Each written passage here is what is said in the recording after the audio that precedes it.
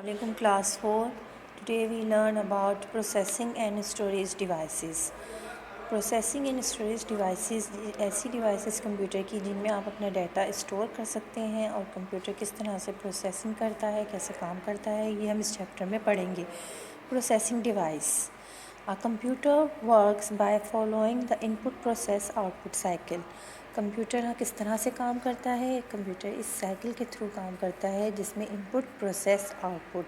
आप किसी कंप्यूटर को इनपुट फराहम करते हैं कीबोर्ड माउस के थ्रू और फिर उसके अंदर प्रोसेसिंग होती है सीपीयू के और आपको आउटपुट नज़र आता है आपके मॉनिटर पर.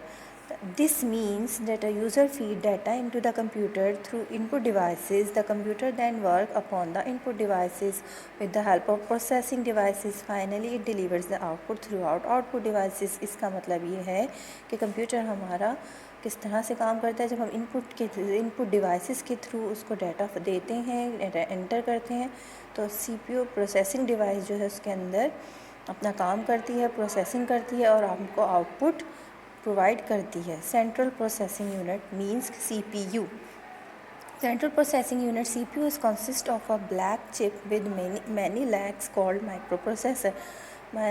सेंट्रल प्रोसेसिंग यूनिट CPU के अंदर एक छोटी सी ब्लैक कलर की चिप होती है जिसकी बहुत सारी लेग्स होती हैं और इसको हम माइक्रो प्रोसेसर कहते हैं.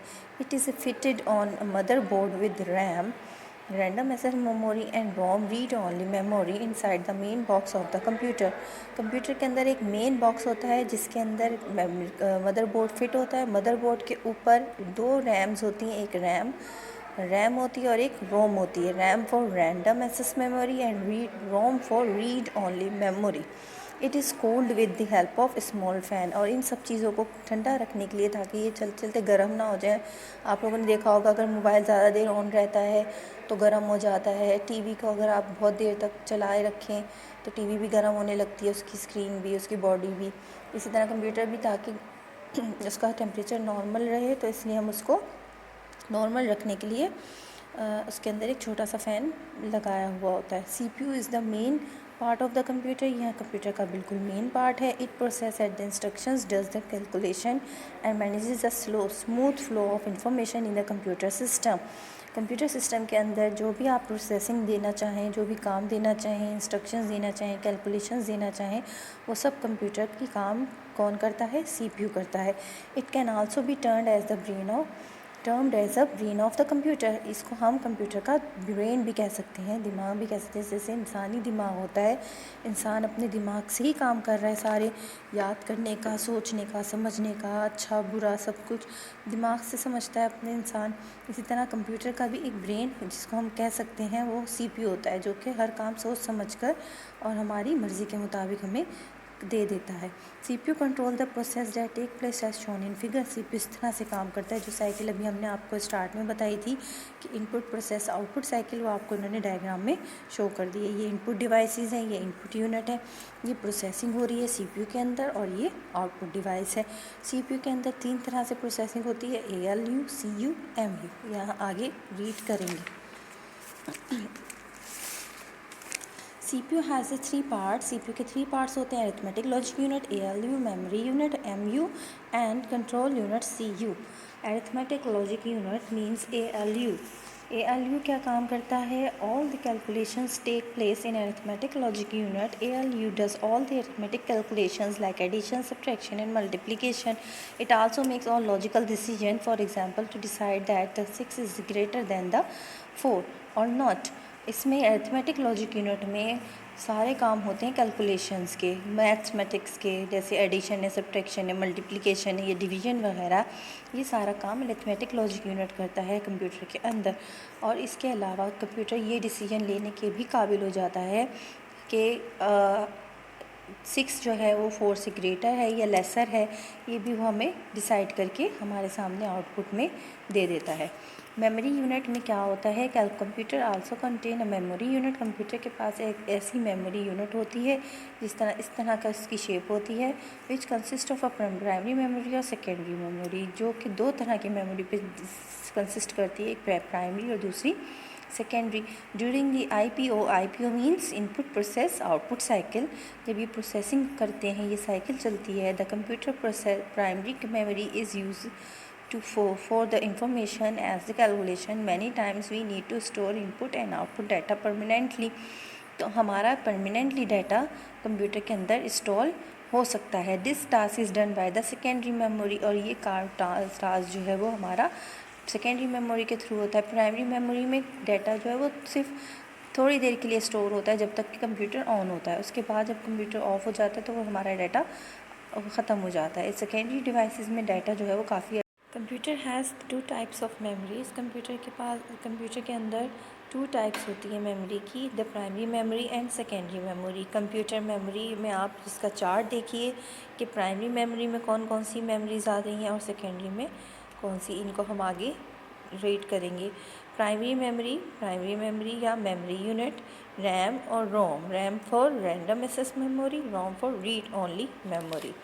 सेकेंडरी मेमोरी में आ रही हैं अदर स्टोरेज डिवाइसेस जैसे पोर्टेबल, जिनको हम चेंज कर सकते हैं, निकाल सकते हैं. डीवीडी है, सीडी है, पेन ड्राइव है और एक्सेट्रा है. नॉन पोर्टेबल हार्ड ड्राइव होती है.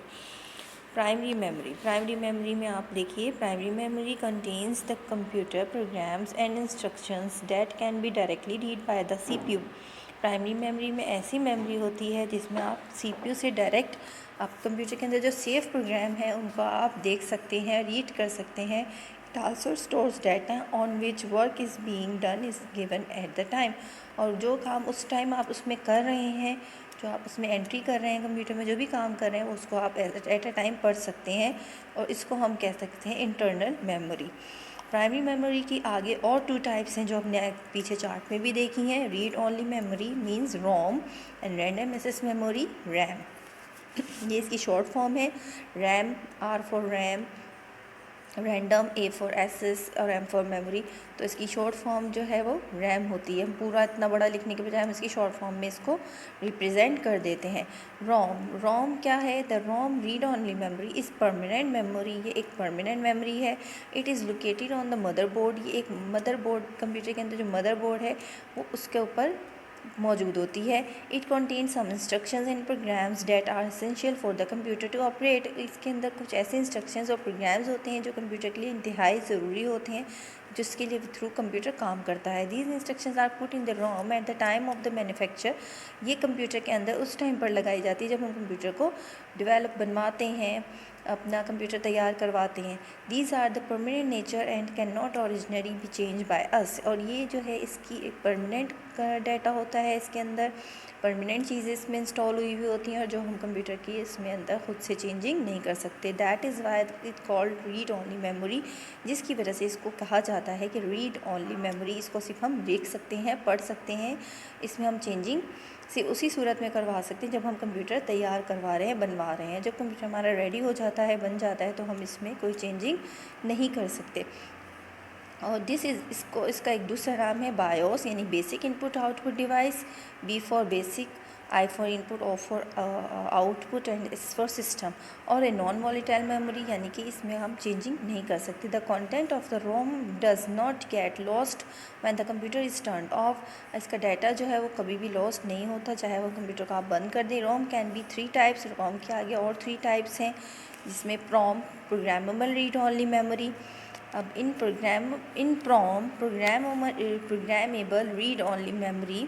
In prom, a user can also write his own program but cannot make any further changes.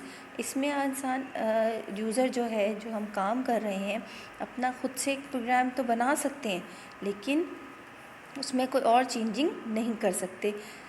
इसमें दूसरी टाइप है ई प्रोम में erasable programmable read only memory. This erasable programmable read only memory जो है वो क्या करती है? Provide us both memory programming and reprogramming facilities. इसके अंदर आप प्रोग्राम नया भी इंस्टॉल कर सकते हैं और पहले वाले प्रोग्राम में भी कुछ प्रोग्रामिंग कर सकते हैं. तो ये आपका ई प्रोम मेमोरी होगी. E PROM memory electrically erasable programmable read only memory में क्या होता है? आप यूज़र जो है उस परमानेंट मेमोरी को can write and erase his program. वो अपने प्रोग्राम को लिख भी सकते हैं और उसको रिमूव भी कर सकते हैं. तो वो आपकी है erasable read only memory.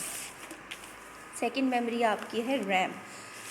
This is also called random access memory. ये एक रैंडम एक्सेस मेमोरी भी कहलाती है, क्योंकि इसका शॉर्ट फॉर्म मैंने आपको बताया है, R for random, A for access and M for memory. It is working memory of the computer system. ये कंप्यूटर सिस्टम की काम करने वाली मेमोरी होती है। The computer opens the basic operating system and operating environment in the RAM chip.